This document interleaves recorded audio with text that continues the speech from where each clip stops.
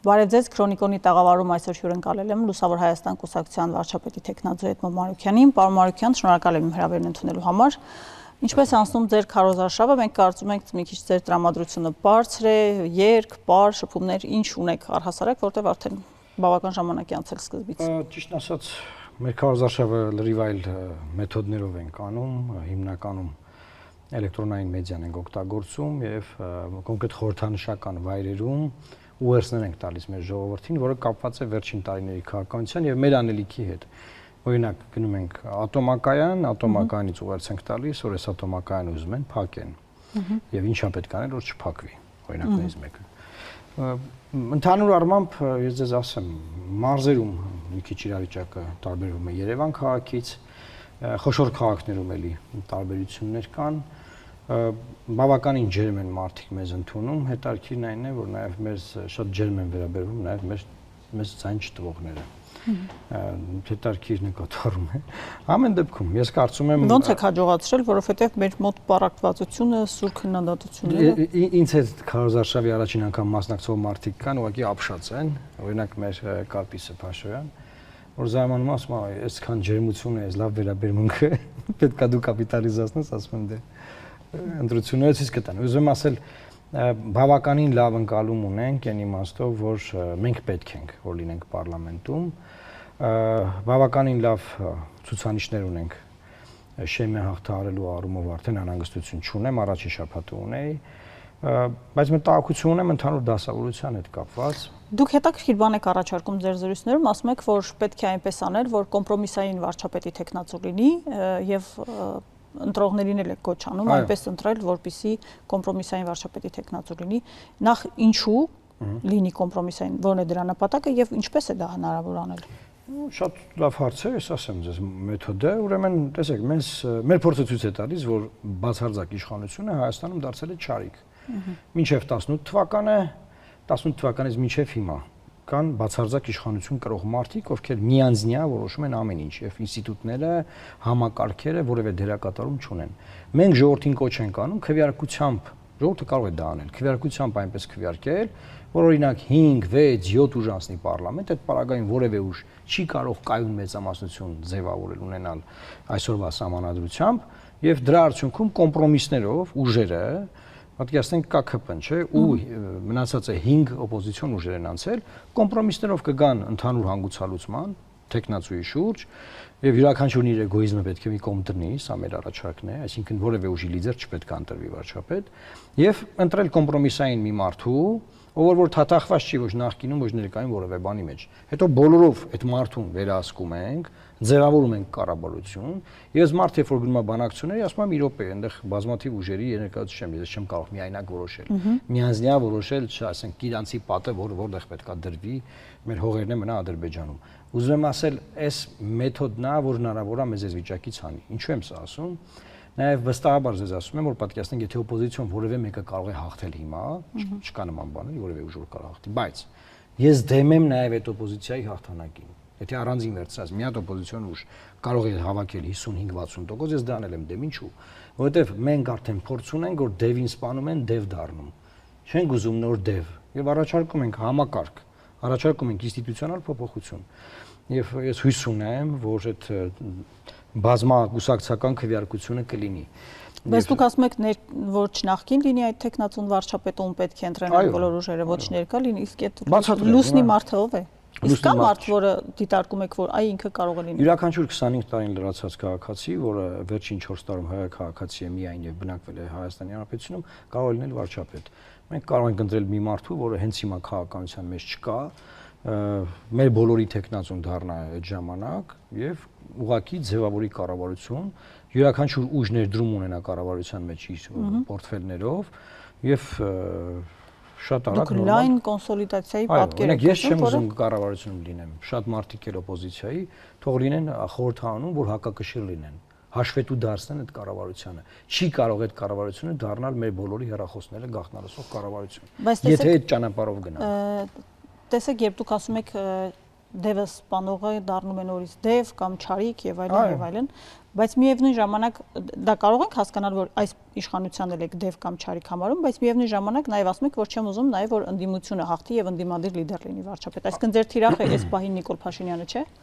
Մեր թիրախը Նիկոլ Փաշինյանն է, որովհետեւ ինքն է հիմա իշխանությունը, բայց ես ձեզ ասում եմ հիպոթետիկ բան, չկա որևէ ընդդիմադիրների որ կարող հաղթել, բացառված, բայց դա ընդդիմությունն էլ բայց անգամ եթե երազանքից մեջ տեսնեն, որ որևէ ընդդիմադիր լիդեր հիմա 60% ձայն ունի,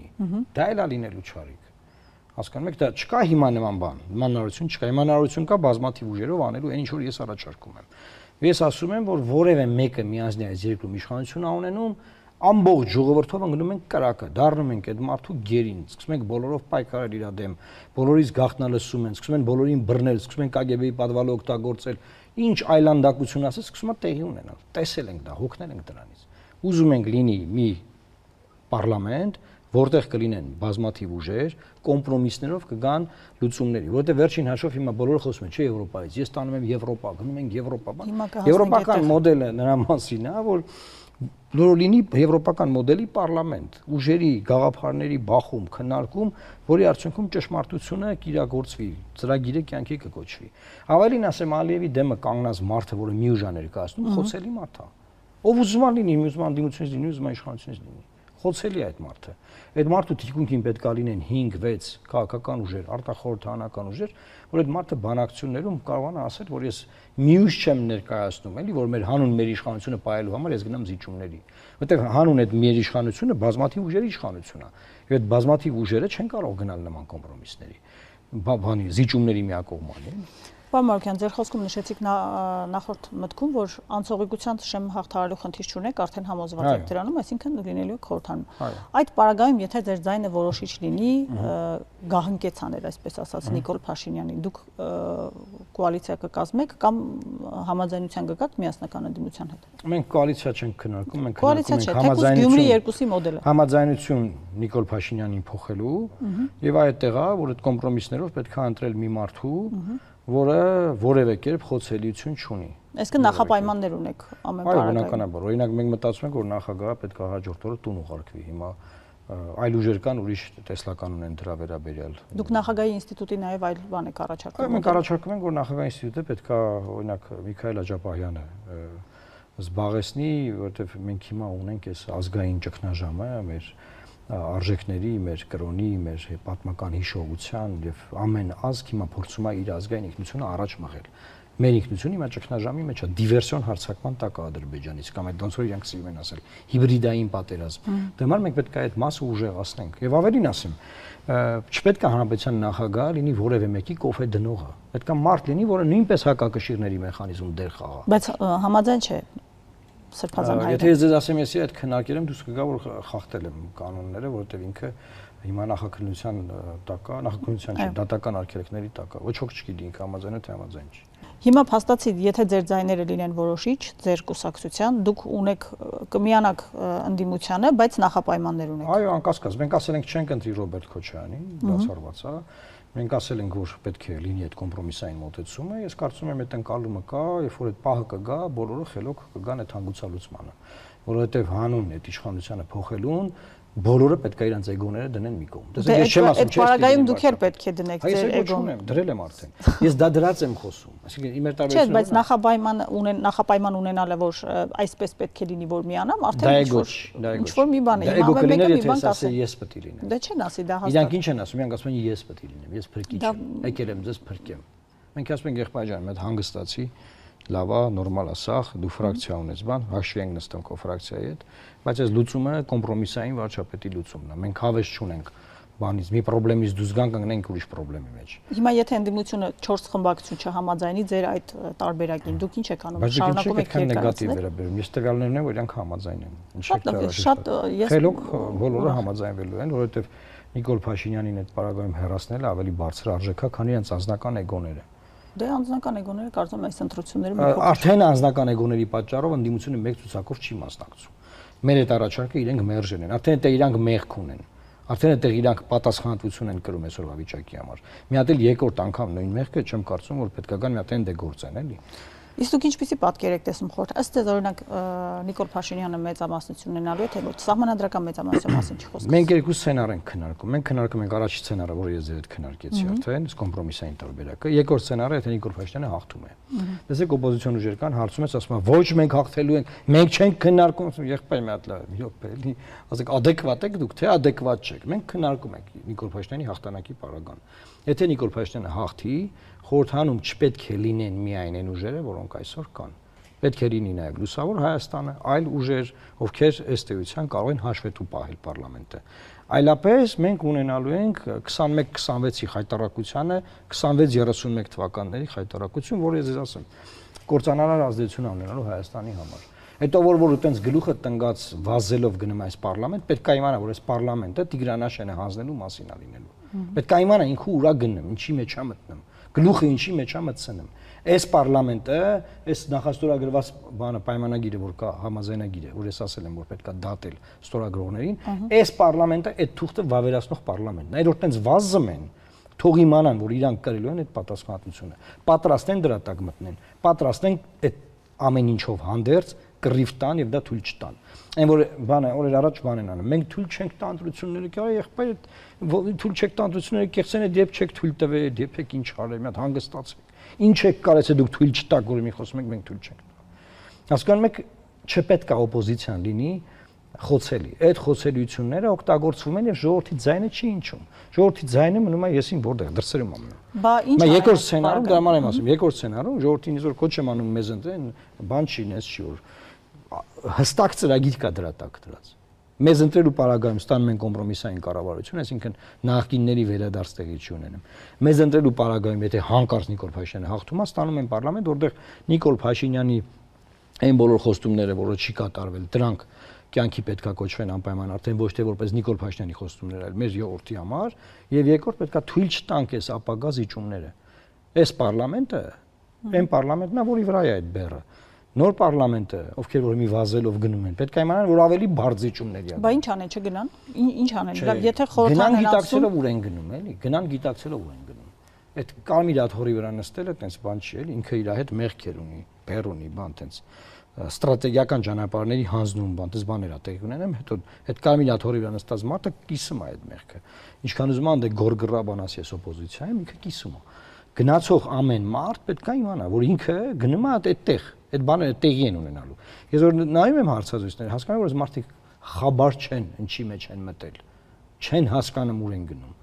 Եվ այստեղ երկու խնդրեմ կա, այսինքն մենք իշխանությունը ձևավորելուց պետք է կարողանանք լավ իշխանություն ձևավորել, ճիշտ է։ Շատ կարևոր հանգամանք է։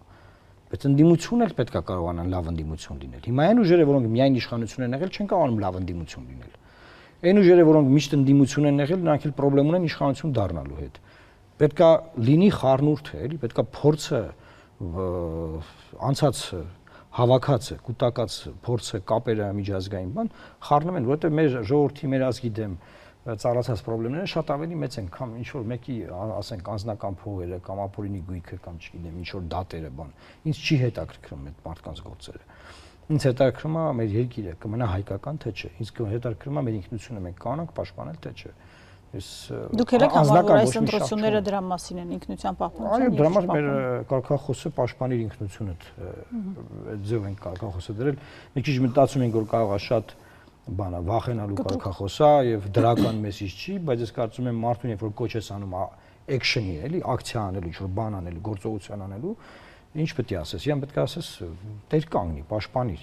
ինքնությունդ, ես կարծում եմ այդ իմաստով էլ հիմա մարդիկ տեսնում են, չէ՞ որ Մեսրոպ Մաշտոցը դարձել է QR կոդ, հիմա իմ աղջիկը հեռախոս չունի դպրոցում, ինքը հնարավորություն չունի այդ QR կոդով նայել Մեսրոպ Մաշտոցը ով է։ Եթե ներ Մեսրոպ Մաշտոցը իր կողքը QR կոդ, կարող է էս օքեյ լինի։ Այսինքն բաներ է արվում մեր հետ, որոնք որ մենք օրինակ որում դպրոցից է արվում, որ այդպես մեծանա, ոչ թե փոքրուց։ Հիմա օրինակ բանը Անդրանիկ Քոչարյանը 2 տարի առաջ ապրիլ ամսին ասեց մենք վարչապետը ցանկանում է ցեղասպանության 1.5 միլիոն զոհերի անունազգանունները։ Մենք պետք է իմանանք ինչ հանգամանքներում են նրանք զոհվել։ Պարլամենտական մի հատ հանձնաժողով ստեղծեցին, տենան այդ մարդը, որ այդ մարդը Թուրքիայի ագենտ է, ով է, այս թուրքական թեզը որտեղից է մտել։ Մի բան արեցին։ Հա, ստից խոսալով չի կամ ասենք բան անելով։ Դրա համար եմ ասում, որ պետք է գոնե մի քիչ գործից հասկացող մարդիկ տեղ հասնեն։ Մենք թող վերցնեն ընտրական ցուցակները նայեն։ Քաղաքական ուժերի ցուցակները թող վերցնեն, նայեն, տենան որ ուժը ում է տանում դարձնի падգամավոր։ Հետո նես չլինի որ լացեք։ Բայց պարոն Մարուկյան, հիմա դա է մեր, այսպես ասած, խաղատախտակին դրած։ Այդ մարդիկ են, օդից նոր մարդիկ չենք բերելու, որ քաղաքականությունը բավականին շատ նորմալ մարդիկ կան։ Նորմալ մարդիկ բավականին շատ էլ չեն ուզում գնան զբաղվեն քաղաքականությամբ։ Ես գիտեմ, բայց բավականին շատ էլ ուզում են եւ շատ հնարավոր է, շատ լավ կարելի է կազմել այնպիսի ցուցակներ, որ ցուցակների մարդիկ չլինեն խոցել։ Գոհ եք, թե կարելի է ավելի լավ է դարձնել։ Շատ գոհ եմ, չէ։ Մեր ցուցակում բոլորը բանակում ծառայած են, մեր ցուցակի մարդիկ գրագետ են, կիրթ են, տարբեր բուհեր են ավարտել, տարբեր մասնագիտությունների տեր են, այսինքն մարդիկ մոռացել են, որ падգամավոր օրենք գրելու համար է։ Հենց գիտեն երկելու համար է падգամավորը, դի երկի։ Օրենք պետք է գրի, որ ձեր հարցերը լուծվի։ Ինչ որ մեկին ակնարկում եք երկելով։ Չէ, ես դուք ինձ պարել ասեցիք, դրա համար եմ ասում, այդ օրինակը բերեցի։ Ձեր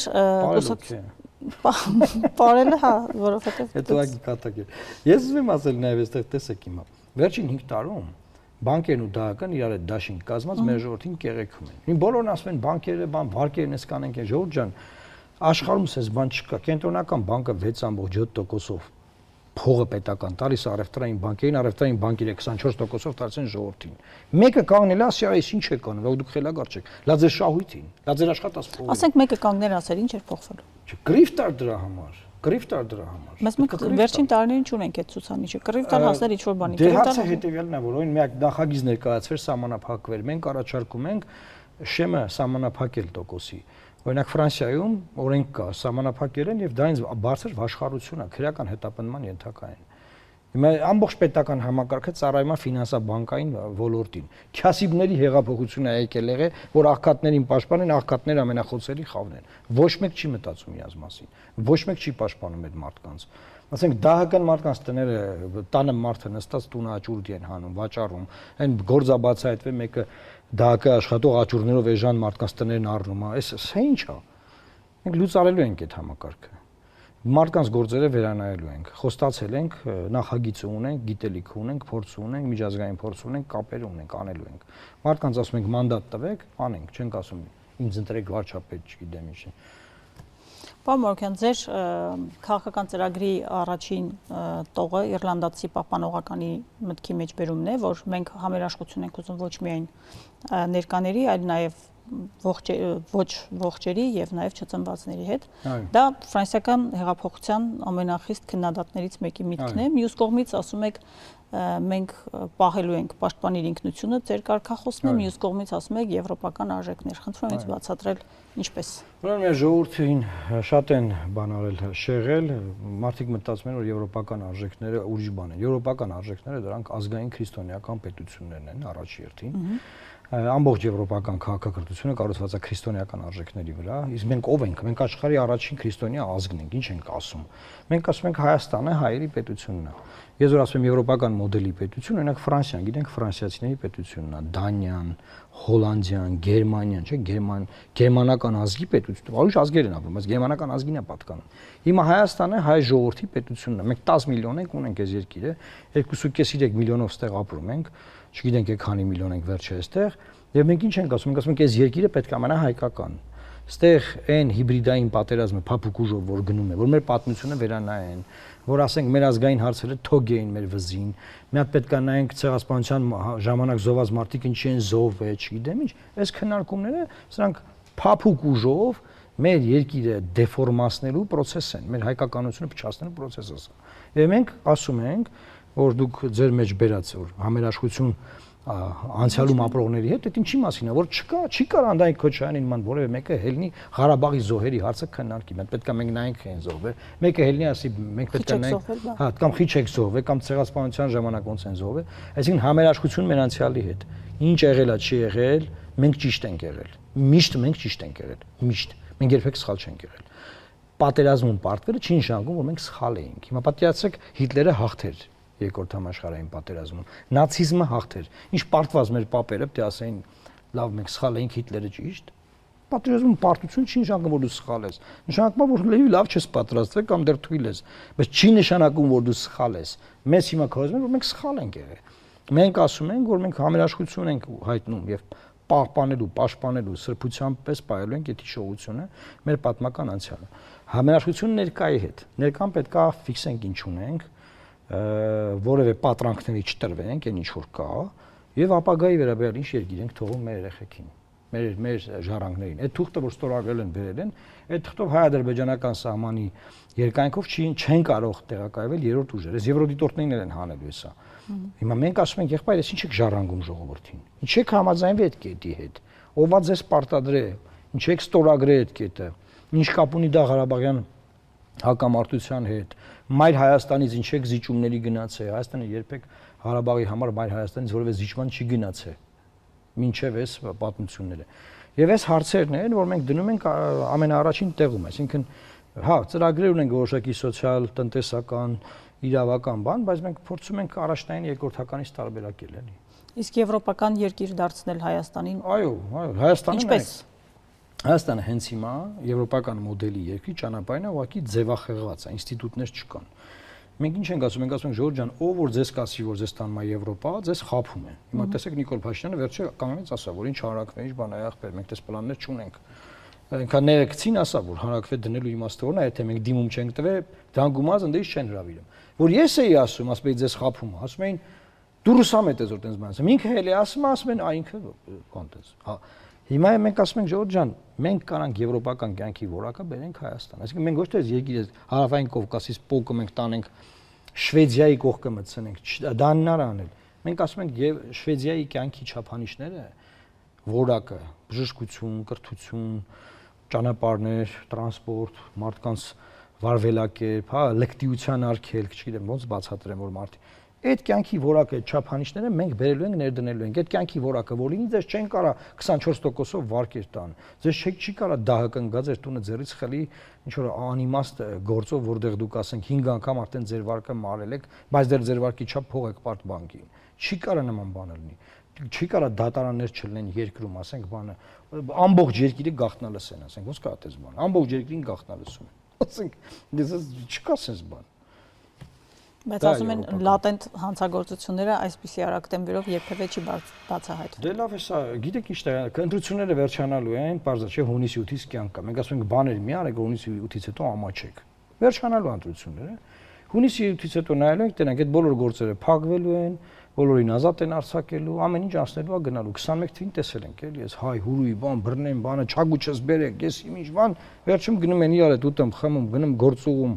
մի ֆրակցիայից դուրս գալի մեկը մտնում, գնում իրար միանում, տեսել ենք այդ սա։ Թող ժողովուրդը չխաբվի այդ բանին, այդ գազանային ձայներին։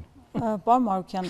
ձեզ շատ է խանգարում այն հանգամանքը, որ ձեզ ընտրություններին ընտրազանգվածի հետ հարաբերություններում այն հանգամանքը, որ հիշեցնում է, որ դուք հատուկ հանձնարարություններով դեսպան եք եղել Նիկոլ Փաշինյանի հետ, աշխատել եք արտգործնախարարությունում, երբ 44-օրյա պատերազմից հետո, որովհետև մենք ունենք մի ջրբաժան մինչև 18 թվականն է, հիմա ասում են դե 18-ից 20 թվականները ոչինչ,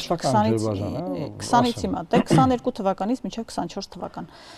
մինչև 24 թվականի փետրվար, եթե ճիշտ եմ հիշում։ Սա խանգարում է ձեզ։ Բացարձակ, քանի որ այն օպոզիցիան, որ ինձ դա ժողովուրդը չի հարցնում ինձ նման բան։ Օրինակ երեք իլմանացիան մի մարդ ասեց ինչի Նիկոլ Փաշինյանի հետ չես, ասեցի որովհետև իր հայտարարած կարմիր գծերը խախտել է, ժառանգական է տվել։ Չի ասում որ իր հետ է, ես տենց էի սիրում քեզ։ Ասում դե օքեյ, հիմա ճաշակի հարց է։ Հիմա չեք սիրում, մի սիրեք։ Կոնկրետ Նիկոլ ընտրող էր այդ մարդը։ Այսինքն ավելի շատ երևի այդ ձևի քննադատությունը ժողովրդից տենց ստացել այդ մակարդակում։ Ինչ հրաբերում է այդ քարոշչությանը, նայեք, քանի որ օպոզիցիայի 75%-ը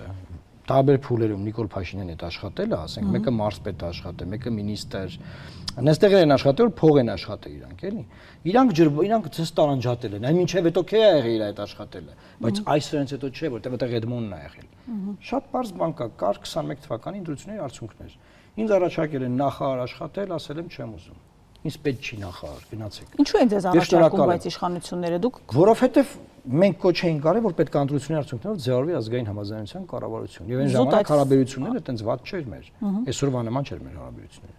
Մենք կոչ էինք արել, որ պատերազմ է եղել, ինչ եղել է, եկեք բոլորով հավաքվենք, եզերք ինձ վիճակից անենք, որ Արցախը մնա հայկական։ Դեպ կառավարության ծրագիրն է։ Բայց պատերազմից հետո մի հատ ավելի շատ սուր քննադատական ելույթ եւս ունեցել եք հիմա բառացիություն։ Ես խոսքը հետո ասում եի, ասացիք շոկային էր այդ ելույթը։ Մայիսի 12-ից հետո եմ ասում, որ ադրբեջանական զորքերը մտան Հայաստանի տարածք, քարոզչության մեջ էինք։ Մենք այդ ժամանակ հայտարարինք, որ բոլոր տարաձայնությունները դնում ենք մի կողմ։ Այդ պատճառով մենք չանցանք պարլամենտ։ Դե մարդիկ մտածին, դե օպոզիցիան քֆուրանի չեն անում, դե վсё, մենք չանցանք պարլամենտ չմտանք։ Նրանք մտան, ովքեր գնում էին կախեն Նիկոլին։ Իրանք գնացին կախելու, սկսեցին ընտրել իրար փոխոսնակ, բան, տես լավ պաշտոնների բանի, տես 3 հերթից չէին կարող իրար ընտրեն բան, ու սկսեցին ընդդեղից մեզ ինչ ասես ասել։ Այդ ամբողջ հակակարողությունը եղել է ընդդեղից։ Իմ մոտիվը եղել է մի բան։ Փորձել որևէ ձևի ազդել process-ի վրա, որ Արցախը մնա հայկական։ Ես ինչ կարողացի արել եմ։ Հիմա ես մի հատ պաշտոն եմ ունեցել,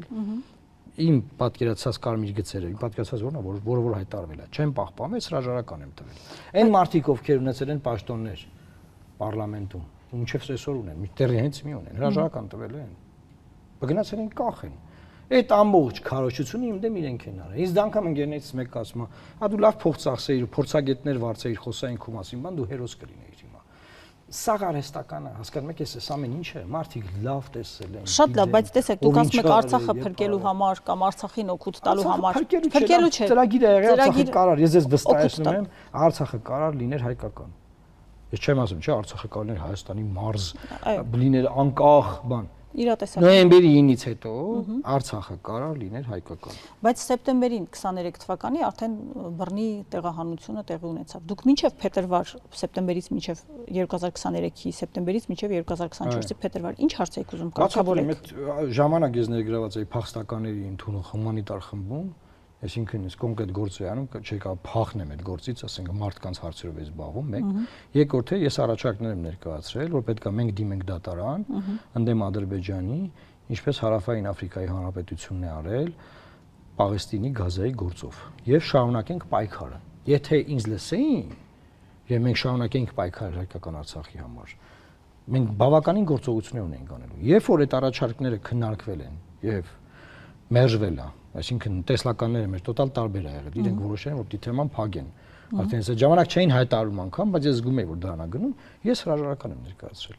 Այսինքն դեռ երբ որ մինչև են պահը որ ես զգացել եմ, որ պայքարի բան կա, ես եկել եմ, որ պայքարենք։ Հիմա չեմ եկել, որ բան թին գտամ, նայեմ, տենամ ոնց է երկիրը կործանվում, ասեմ ինչա թե էս պաշտոն ունեմ, էլի բան։ Կա բան անեմ, նայեմ, ասենք ցուցարարները գալիս են կառավարության վրա, ես ինչ դա իմ բանը չէ։ Ասեմ գնանք տուն։ Չէ, ասածս նա որ ինչ հնարավոր է եղել, անել, ես առաջարկել եմ, ու հիմա որ մենք գնում ենք այս ընտրությունները, մեր ծրագրում կա։ Մենք անպայման Ադրբեջանին դատի ենք տալու Հարավային Աֆրիկյան Հանրապետության օրինակով, դա շատ կարևոր գործ է, ցեղասպանությունների կոնվենցիայով այդ գործը իրականացվում, եւ մենք այդ հարցով, որ մեզ ասում են Արցախի հարցով, ինչ տեսլական ունենք, այդ մեր ծրագրի մեջ է։ Եվ նաև վերադարձ իրավունքի մասին։ Վերադարձ իրավունքը դրանից է բխում։ Այնտենց ճեստերից ասում են մարդիկ ասում են վերադարձ, բայց նրանք իրավական մեխանիզմը չեն պատկերացնում։ Մենք իրավական մեխանիզմներ։ Եթե այդ իրավական մեխանիզմով իշխանությունը փոխի իր քաղաքականությունը կամ դες նորից հնարավորություն տրվի, ինչպես դուք եք պատկերացնում, հանուն Արցախի կամ Արցախահայության, այլևս Արցախահայության ինչ որ բան անի։ Դուք կրկին համագործակցության եզրեր տեսնում եք իշխանությունը։ Այսինքն դուք մտածում եք Նիկոլ Փաշինյանը հաղթելու է, մի հատ բան։ Okay, 3 եթեով հարց։ Չեմ տեսնում, որովհետև նույն գետը երկու անգամ հնարավոր չի մտնել, արդեն հայարճակված կարմիր գծերը խախտվել են, դրանք չի կարող այս իշխանությունը վերականգնել։ Այս իշխանությունը դրանից հետո այլ բարիերներ է հատել, որը մեր համար բանը անհամատեղելի է, ցեղասպանության հարցն է, ուրացումն է եղել դրանից հետո։ Ես որ կառավարությունում եմ եղել, դե մի մարդ չէր, որ ցեղասպանությունը կարող ուրանար։ Ես որ կառավարությունում եմ եղել, չի եղել քննարկում, որ մենք կարանք առանց քարտեզի ստորագրենք խաղաղության համաձայնագիր։ Այսինքն այն բաները տարաձայնությունները։ Հիմա եթե այն ժամանակ ես քան էին իմ հրաժարականի ժամանակ, հիմա ես քան եմ։ Ոչ մի ելք չկա, եթե ինչ որ գարանտիաները պետք ես կարող եմ ասես թևս կկտրեմ, բայց որևէ ձևի ոչ կքվեարկեմ, ոչ կհամագործակցեմ, ոչ որևէ բան կանեմ այս կառավարության հետ։ Հետո ես ասեմ, էլի ես իմ բոլոր բաներում անկեղծ եմ եղել։ Գնալուց եմ անկեղծ բացատրել ժողովրդին, հրաժարականի ժամանակ եմ անկեղծ բացատրել։ Բարձր երկու բևեռներում էլ օպոզիցիոն եւ իշխանական դժգոհություն է եղել։ Դե իշխանական բևեռը ուզում է որ դու իշխանության հետ լինես, իշխանությունը ուժեղ լինի։ Օպոզիցիոն բևեռը ուզում է դու вообще չլինես, որովհետեւ մրցակից ես իրանց համար։ Ես հրաժարական էի տվել ինձ քննադատում էին օպոզիցիայի, զարմանում եմ, ասում եմ, եթե դուք Նիկոլի դեմ եք։ Ես այսքան բան բաց հրապարակային ասել եմ ու հրաժարական եմ տվել։ Դուք ինձ եք քննադատում, էլի հասկանանք։ Հետո մեկը եկավ ասավ դե իրանց հացն ես կտրում դրա համար։ Ասի լավ հարց։ Ինչ հաց են բաժանում։ Օպոզիցիոն հացը։ Մանրամասնիկ։ Դե ասում եմ մարդիկ օպոզիցիա են աշխատում։ Հիմա դու հրաժարական ես տվել, եկել ես ընդդիմադիր դաշտ, մտածում են իրանց հացն ես կտրում, այսինքն իրանց դաշտում իրանց տեղը գնում ես գրավես։ Դա վախը իրանց։ Հիմա Հայաստանի եւ Ռուսաստանի հարաբերություններին վստահաբար հետևում եք, սահմանափակումներ կան որոշակի ապրանք արտասակների մթերքների արտահանման հետ կապված, ինչ որ մեսեջներ են գնում գալիս ԵԱՏՄ թե ԵՄ հարցն է դրված մինչեւ դեկտեմբեր ժամանակ է տրված, գրավոր եւ բանավոր շնորհավորել են Նիկոլ Փաշինյանի ծնունդը եւ շնորհակալություններ են ստացել, ինչ խճապատկեր է ըստ ձեզ։ Ես կարծում եմ, որ պետք է անպայման Նիկոլ Փաշինյանը չընտրվի, այդ իմացած առաջին տարբերակը պետք է լինի, այլապես եթե ինքը ընտրվեց, ինքը գնալու է Մոսկվա ու ենթարկվելու է տոտալ մոսկովյան պահանջներին, որի արդյունքում կորցնողը լինելու ենք մենք որպես ժողովուրդ, որպես երկիր։ Ինչ են կորցնում։ Մենք չգիտենք ինչ զիջումներն են այս պահանջելու, չէ՞։ Ինքն ասում է 57-ից հետո կգնամ, այս հարցերը սա կլուծեմ։ Անհնար է այդ հարցերը լուծել առանց մեր երկրից զիջումների։ Իր ապարագայում, եթե ինքն է Թե ուրիշ մարդը հնարավոր է լուծել։ Հիմա ինքն ասում է, ինձ ընտրեք, ես կգնամ կլուծեմ։ Ես ձեզ ասում եմ, ինքը ոչ մի ձևի հաշվետու չի, ոչ ժողովրդին, ոչ պարլամենտին, ոչ մեկին։ Ընտրվեց գնալու է այդ հարցերը լուծելու ընթացքում ահավոր զիջումների է գնալու մեր երկրի շահերից։ Եվ այսինքն տեսեք գործող վարչապետը, որ այդ հարցերը պետք է հենց հիմա լուծի, չի լուծում։ Որ պետք է նենց աներ, որ այս խնդրեմը չառաջանար, որովհետև ինքը ինչ է, ինքը պետք է կանխարգելի, որ դա տեղի ունենա։ Բայց լուծել է խնդրեմը, չեք հասցրել հետևել, ասել է փչացել է լոլիկի վարի, ես փողը կտամ։ Չէ, խնդիրը փոխհատուցման մասին չի։ Փոխհատուցումը հասկացա, լավ անում, թող աջակցի մեր գյուղատնտեսությանը, մեր գյուղացուն, բնականաբար չի կարող երկարանալ։ Իր հույսը նա է, որ սա одноразовый process է։ Հիմա մի հատ կփոխհատուցեմ, հեսա կեթա Մոսկվա, սաղ պայմանները կընդունեմ, կհանձնվեմ, ձեռներս կբրցացնեմ, կընդունեմ սա եւ հարցերը կլուծվի եւ մեր տնտեսությունը կշարունակի զարգանալ։ Որովհետեւ իրանց 1000 հետ բացատրեցին, որ եղբայր վերջին 7-8 տարում երկիրը մխրճել ես, տոտալ կախվածության մեջ ես գցել ԵԱՏՄ-ից։ Դրանով հանդերձ, որպեսի ասես, որ դու անմեղ ես Ղարաբաղի բանի հարցով, ամբողջ մեղքը բերել ես այդ դաշտ, որ սա իրանք են մեղավոր, ես օքեյ եմ։ Դրա արդյունքում ձևավորվել է ընտրող։ Այդ ընտրողը, այդ հակառուսական ընտրողն է, կամ այսպես կոչված պրոեվրոպական, որը խաբված է։ Այդ ընտրողի ձայները տանելու համար ինքը այսքան բան նայել է։ Հիմա ինչ որ մարդու բիբարը, որ չի ծախվում, չի գնում Ռուսաստան։ Դա նրա պատճառով չէ, որ մենք գնում ենք Բրյուսել։ Դա նրա պատճառով, որ ինքը ուզում է պրոեվրոպական ձայները տանի։ Որտեղ ինքն է գիտի, որ մենք չենք գնում Բրյուսել, Պուտինն է գիտի, որ մենք չենք գնում Բրյուսել, Բրյուսելը մենք գիտեն, որ մենք չենք գնում Բրյուսել։ Սա սուտ է։ Պրոստը ուղղակի բանը պրոեվրոպական ընտրողը հիմա խաբված է։ Ես երեք մի հատ լայվ եմ արել եւ ուղերձ եմ հղել Եվրոպամետ ընտրողին, որ սիրելի Եվրոպամետ ընտրող, դու շատ լավ մարդ ես, բայց քեզ տոտալ խաբում են։ Քեզ խաբում է Նիկոլը, քեզ խաբում են մյուս պրոեվրոպական ուժերը, փորձում են քո պրոեվրոպական մտածմունքների վրա քո ձայնը տանել։ Որից հետո քեզ տանելու են մտցնեն Ռուսաստանի մեջ։ Դու մի հատ կողմնորոշվի տեսել ով է ավելի բանանում, ով է ճիշտ ներկայացնում ամեն ինչ, մի խաբվի, հույզերին մի տրվի էլի եղբայր ջան կամ քույր ջան, կապ չունի։ Բայց նկատի ունեք նաև այն կուսակցություններին, որոնք չեն ներկայանում որպես Փաշինյանը մեր կուսակցություն։ Այո, բոլոր այսպես կոչված Եվրոպամետ, մենք Եվրոպա ենք գնում, ասենց են որ մենք այդ Եվրոպա բան, այդ Եվրոպա տանողների վերջին հանգրվանը բանն է ալնելու։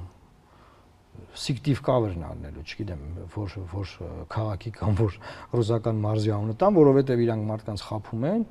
վերջում տանելու են հանգրվան են այնտեղ։ Ավելին ձեզ ասեմ, Նիկոլ Փաշինյանի ու Սերժ Սարգսյանի կառավարումը շատ նման է։ 4.5 տարի Սերժ Սարգսյանը կառավարեց, բանակցեց։ Մի օր գնաց մտավ ԵԱՏՄ, չէ։ Հիմա ինքն էլ այսքանի տարի է գնում է տոպ Եվրոպարլամենտը մա ելույթ ունենեմ, տո գնում է Բրյուսելը մա ելույթ ունենեմ, տո ստեղա հրավիրեմ իրանց, տո ընդեա բանանեմ բան։ Ես ձեզ վստահեցնում եմ, հունիսի 7-ից հետո գնալու է սաղ պայմաններն ընդունի։ Դրա համար ինչա պետք անել, պետք է իրան չընտրել, պետք է ընտրել մեզ, այլ ուժեր որ լինեն պարլամենտում, ընտրենք մի մարդու, որը այլևս կաշկանդված չի Ալիևի առաջ, Պուտինի առաջ, Տրամպի առաջ բան, եւ ասենք հեսա իշխանությունը փոխվել է, սիրելի գործընկերներ։ Մեր բալանսավորված քաղաքականությունը սա է, մենք հասկանում ենք, որ մեզ Եվրոպայում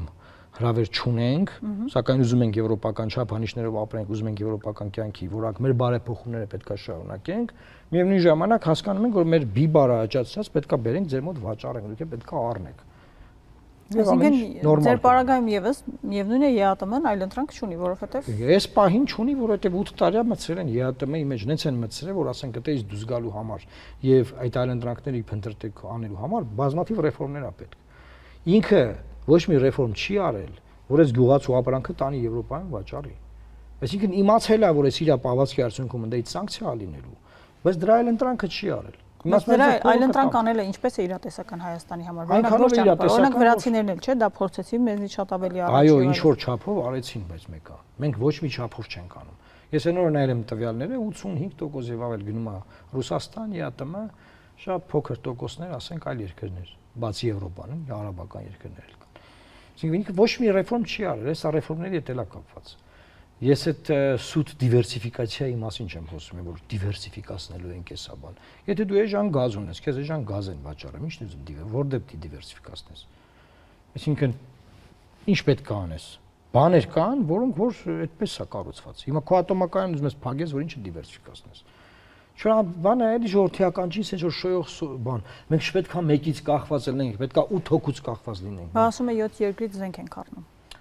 Հասկացա, լավ զենք ենք առել, առաջել ենք տարբեր երկրներից զենք առել։ Սկզբից զենք առնելը չի, սկզբից զենքը կիրառելու վերաբերյալ քո փիլիսոփայությունն է։ Զենքը առնում ենք, որ ինչ անենք։ Մենք այդ փիլիսոփայությունը պետք է ունենանք։ Որովհետև զենք առել ենք նաև 20 թվականի պատերազմից առաջ։ Այդ զենքը հիմա Ադրբեջանը մեր դեմ օգտագործում է։ Ասենք Ադրբեջանի զինված ուժերում է ներգրաված, որովհետև մեր ձեռից խլել են։ Մենք պետք է իմանանք, այդ զենքը առնում ենք, որ ինչ լինի։ Զենքը առնում ենք, ինչ որ քաղաքականություն ունենք մեզ պաշտպանելու, ես օքեյ եմ։ Եթե զենքը առել ենք, բայց պետք է հանձնվենք անընդհատ, ես օքեյ չեմ։ Դուք ո՞նց եք տեսնում հարաբերությունները Թուրքիայի ու Ադրբեջանի հետ։ Մենք գտնում ենք, որ Թուրքիայի սահմանը մենք չենք փակել, մենք բացելու համար ոչ մի բան չենք անելու ավել, ոչ մի բան չենք անելու, որ սահմանը բացվի։ Ուզում են բացեն, թող բացեն, չէ, Հայաստանը ոչ մի զիջման չպետք է գնա։ Սակայն մենք ունենք օրենսդրական փաթեթ, որը որ պետք է արգելենք ենք թուրքական քաղաքացիների, Թուրքիայի քաղաքացիների մեր ռազմավարական օբյեկտների հողի, գույքի գնումները օրենքով արգելվելու է տոտալ։ ՀՀ անձնագրով այսօր Թուրքիայում ոչ մի բան դուք չեք կարող առնել անշարժ գույք, բաժնետոմսեր եւ այլն եւ այլն։ Եվ նաեւ մեր ազգային անվտանգության որոշակի միջոցառումներ, որից հետո պատրաստ լինենք, երբ որ իրանք կբացեն, սահմանը կբացվի, շատ լավ։ Չեն բացի, թող չբացեն հիմա, այսինքն Հայաստանը հավելյալ նվաստացման չպետք է գնա։ Ինչ վերաբերում է Ադրբեջանին, ապա այդ թուղթը, որ գնացած ստորագրել բերելին, այդ թուղթը բացարձակապես չի կարելի առաջ տալ։ Պետք է դրա վրա Օգոստոսի 8-ի օգոստոսի 8-ին այնտեղ նախաստորագրվել է խաղաղության համաձայնագիրը, բախտերս բերել է, որ նախաստորագրվել է, չի ստորագրվել, շանս կա դրա վրա աշխատել, այն լավարկել, բնականաբար հարաբերությունների կարգավորում լինելու է, վաղ թե ուշ հարաբերությունները կարգավորել։ Շատ լավ, պարոն Մարուկյան։ Եվ հունիսի 7-ին ինչ ունեք ասելու ձեր ընտրողին։ Ես մեր ընտրողին եմ դիմում, կոչ եմ անում պարտադիր գնալ ընտրական տեղամասեր, առաջինը, եւ երկրորդը քվեարկել Լուսավոր Հայաստան կուսակցության օգտին, որ մենք մեր կոմպրոմիսային կառավարության ձևավորման գաղափարը առաջ տանենք, իսկ եթե հանկարծ դա չստացվի Նիկոլ Փաշինյանը հաղթի, գոնե դուք կիմանաք, որ ռեալ նրա դեմը կանգնող մարդիկ ունեք։ Ինչպես եք դեմը կանգնելու։ Հարց ցակեց ձեր վերջին խոսքից ներողություն։ Որպես ընդդիմություն հաշվետվություն պահանջող։ Այսինքն Նիկոլ Փաշինյանը չի կարող ասի գնացել Սևանում դաչա ես սարքե պնեն տալանել ես։ Չի կարա ոչ մի բան մեր դեմը դնի Նիկոլ Փաշինյանը։ Մենք իր դեմը կարանք գնա գալիս են բան դնենք։ Ինքը մեր դեմը դնելու բան չունի։ Ասած սենա որ մեզ ձայն տան մարդիկ։ Պլան A այնպիսի կառավարություն ձևավորենք, որտեղ Նիկոլ Փաշինյանը չլինի վարչապետ։ Պլան B եթե հանկարծ գնաք Նիկոլին ընտրեք, գոնե մենք լինենք parlamentum, կայանանք հակակշիռ լինենք, հաշվետու դարձնենք։ Այսօր կա բացարձակ իշխանություն, անհաշվետու, անկառավարելի։ Դրա համար ձեզ բոլորիդ գաղտնալսում են, ձեզ թալանում են, կեղեքում են եւ նվաստացնում են փողոցներում, թքում են մարդկանց վրա։ Դա երրորդ անգամ վերընտրվող, երրորդ ժամկետով վերընտրվող 8 տարի է հայ իհարկե, բայց արդեն երրորդ ընտրություններով իշխանությունը արդյոք զսպման մեխանիզմներ կունենա։ Զսպման մեխանիզմներ հիմա էլ կան։ Զսպորներից է կախված, այդ մեխանիզմները օգտագործում են թե չէ։ Ես ձեզ անժը կանոնակարգ օրենք կարամ դնում ցույց տամ, քանի մեխանիզմ կա, որ օպոզիցիան 5 տարում չի օգտագործել։ Կնշեք, եթե հիմա ձեր մտքին գալիս է մի քանիսը։ Օրինակ, վերահսկողական բազմաթիվ մեխանիզմներ գոյություն ունեն, ոչ մեկը կյանքի չի կոչվել։ Իմպիչմենտի միակ գործող մեխանիզմը մինչև վերջ գործի չի դրվել։ Հանրապետության նախագահի դա իրատեսական չէր համարվում։ Չէ։ Ցանկացած օրենքի նախագիծ օպոզիցիան ներկայացել է իրատեսական չի, եղիա ներկայացրել։ Պարլամենտական մեխանիզմներ կան, որևէ նախարարի անվստահություն չի հայտնվել պարլամենտում։ Լուսավոր Հայաստանը իր տարյուկես ֆրակցիա ունենալու ժամանակ 19 թվականից եւ 21 թվականը ԿԳՄՍ-ն նախարար Արայիկ Հարությունյանը դա համար ինձ ատում էլի Արայիկ Հարությունյանը։ Հա, իմպիչմենտի հարցա բարձրացրել։ Միանքը ու այդ հարցը ձևական չէ, այդ հարցը սկսում է քննարկվել։ Նախարարի պաշտոնակության հարցա բերվում։ Անկամ այս թույլ չեղած մեխանիզմներով մենք կռիվ ենք տվել։ Մենք կռիվ ենք տալի, որ գյուղնախարարությունը լուծարում էին։ Մենք կռիվ ենք տալի, որ մշակույթի նախարարությունը լուծարում էին։ Մենք կռիվ ենք տալի, որ սփյուռքի նախարարությունը լուծարում։ Բայց տեսեք, նորից ամեն ինչ հաջողվել է անել իրենց։ Չէ, ինչի է հաջողվել, այն ժամանակ իրանք ունեցել են 73% Սահմանադրական մեծամասնություն։ 73% ձայն են ունեցել եւ ունեցել են համաժողովրդական տոտալ աջակցություն։ Այդ որ ցանկացած հարցով քննադատում էին, ասում էին թողեք աշխատեն, չեք ամաչում ես ինչ եք անում, փողոցներում մեր վրա են հարձակվում։ Այդ այն ժամանակ էր դժվար ընդդիմություն լինել, այդ հիմա բոլորը ընդդիմություն դες հեշտ ընդդիմություն լինել է հիմա։ Այն ժամանակ բանը հեղափոխությունից հետո ընդդիմություն լինելը անեցք էր, բայց մենք դրա միջով անցանք։ Փաստորեն հիմա եթե Լուսավոր Հայաստանը լինի խորհրդանում եւ եւս երկու ուժ օրինակ ինչ է փոխվում։ Եվ եւս երկու ուժ բավարար չի, դրա համար եմ կոչ եմ անում, որ ընտրեն տարբեր ուժերի, բայց քան ես Լուսավոր Հայաստան կուսակցության ղեկավարն եմ, ես ասում եմ առաջինը մեզ ընտրեք, որ վստահ լինեք, որ ունեք անխոցելի օպոզիցիա, եթե օպոզիցիա ենք, եթե իշխանությունը փոխվում է, վստահ եղեք, որ մենք գարանտորն ենք, որ նախկին բարքերը չեն վերադառնալու, որտեղ մենք այդ տրանքին կանգնելու ենք։ Այդ նախկին բարքերացելով ինչ նկատի եք, 2-3 անգամ նշեցիք ձեր խոսքում։ Բազմաթիվ բաներ։ Բայց դուք չեք մտածում, որ եթե անգամ նայեք, հիմա Նիկոլ Փաշինյանն են սխալները արել։ Նախկին բարքերը առատապավորություն կա, որ մարդիկ տենց էլ դրան չեն նայում, չէ՞ մի չհավատակ։ Մարդիկ չեք պատկերացնի ինչ զզվանքով են հիշում այդ տարիները։ Բայց արդյոք այդ պատճառն ինչն է, որ օպոզիցիան չի կարողանում ասենք մի 60% ձայն հավաքի։ Միայնակ օպոզիցիոն որևէ ուժ նախկիններից բաղկացած, որովհետև այդ ամեն ինչը մարդիկ չեն մոռացել։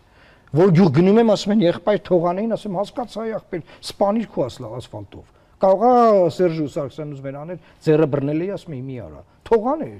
Թողաներ։ Ասում նայի դպրոցա կառուցել, Նիկոլ ասում եղավ, հասկացանք։ Թող Սերժն է սարքել։ Բայց փակում են դպրոցները, դրանք չեն ասում։ Ինձ ու գալի ասում եմ։ Նայի խոսքի բան լույսա դրե, հասկացանք ախպեր։ Մարդկանց եք ինչ հակադրության մեջ են մտցնում, որ լույս ունենալը, ասֆալտ ունենալը, բորդյու ունենալն ու ազգային արժեքները իրար հակադիր են։ Կամ են պետք է ունենաս, կամ են, ասեն Ժորժ ջան, տենց չի։ Դու կարաս լինես քո ինքնասիրությունը պաշտպանող, քո ինքնությունը պաշտպանող հայ մարդ, արժանապատիվ, քո պետական շահերը պաշտպանող երկիր եւ գյուղերդ էլ լինեն ասֆալտարած։ Դրանք իրար հետ հակառակ չեն։ Բանում գավառում մի մարդ մոտեցի, ասում է 5 տղա ունեմ, 5-ն է վարձով են ապրում Ղարաբաղի պատճառով եւ այլն։ Կարպիսը Փաշինյան ասեց, եղբայր, հիմա Ղարաբաղը չկա, ինչ ես, դու դեռ սենց վատ ապրում։ Մարդկանց գլուխները վարակել են, չէ՞, այս տեքստերով։ Բայց նախկին բարքերի վերադարձը 21-րդ դարի այս ժամանակահատվածում հնարավոր չի վերադարձնել։ Հնարավոր է նույն ձև վերադարձնել, որտեղ եթե անգամ նախկին կառավարման համակարգերը կան, միևնույն է հասարակությունը այլևս սովոր չի, որ այդպես պետք է լինի։ Շատ լավ, պարոն Մարուկյան, շնորհակալ եմ, հաջողություն եմ մաղթում ձեզ ընտրություններում։ Մեզ դիտողներին հիշեցնեմ, որ իմ հյուրը Լուսավոր Հայաստան կուսակցության վարչապետի թեկնածու Էդմոն Մարուկյանն էր։